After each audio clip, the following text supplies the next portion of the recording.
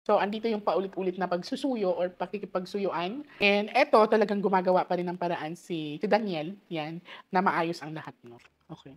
Okay, so magandang balita guys. Ang pinakita ng baraha ay maaaring magkabalikan. Magkakabalikan po ang dalawa. Ayan, magkakabalikan po talaga ang dalawa, no? Sa pinapakita ng baraha. Sa pinapakita is maaaring magkakaayos. Yan, yung dalawang parties or relationship is here. Magandang balita ito at sila po talaga ay magkakaroon ng magandang pamilya.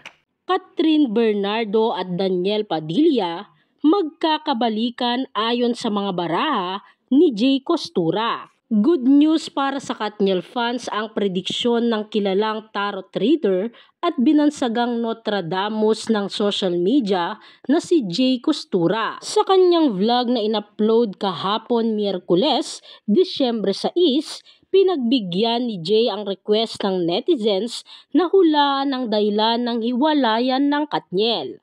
Sa unang set nga ng mga tarot card o baraha na nakuha ni Jay, nabasa niyang may jealousy o pagseselos umano na nangyari sa relasyon ng Katniel.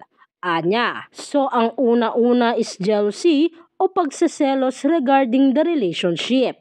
Sunod nito, ibinahagi ni Jay na may nakikita siyang pagmamakaawa at pagkulong sa relasyon ng Katniel. Pero kung mapapansin nyo dito, meron ding pagmamakaawa or pagkulong. Konklusyon naman ni Jay, isa sa Katniel ang tila nasakal at nagsawa na dahil sa paghihigpit ng isa sa kanila na posibleng dahilan ng kanilang paghihiwalay.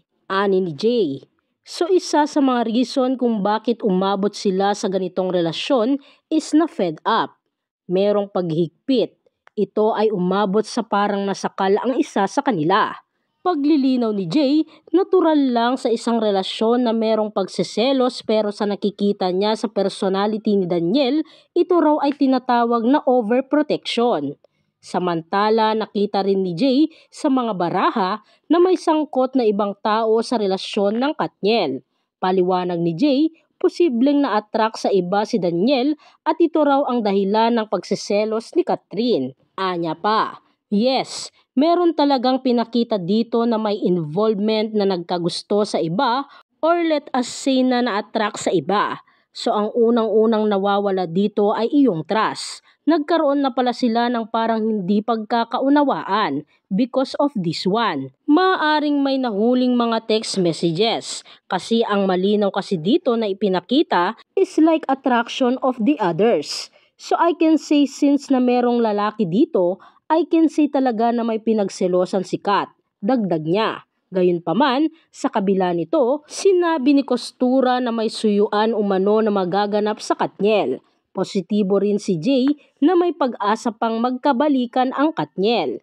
Anya, dito nakikita ko naman na may pagsuyo talagang magaganap sa relasyon nila. And makikita nyo dito ay King card, so I can say na si Daniel ito. At saka nakuha kasi ang Cups card, so ang taas ng chances na maayos pa ang kanilang relasyon. Giit pa niya, magkakabalikan po talaga ang dalawa. Ang ilan sa mga naging pahayag ni Jay Costura.